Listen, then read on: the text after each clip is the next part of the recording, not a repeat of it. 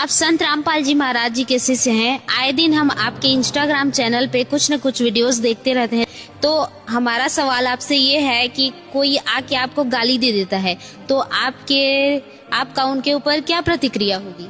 जैसे कि आपने बोला आपको कोई सामने से गाली देगा तो आप क्या बोलेंगे। तो हम पहली बात बता दूं कि संत और एक शूरवीर होता है, उनके एक सिद्धांत होते हैं।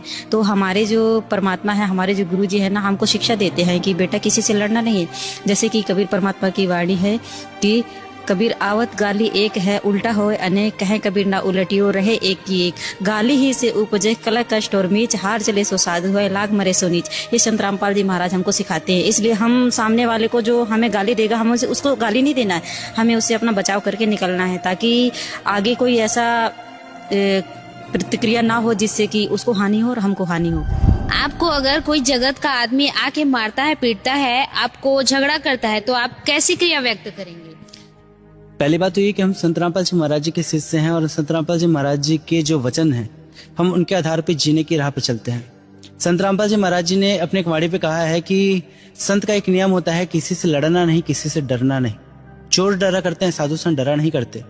और ये बात आप समझने की कोशिश करिएगा कि जो सिंह सुरमा आगे को बढ़ते हैं, उनके कदम पीछे नहीं हटते।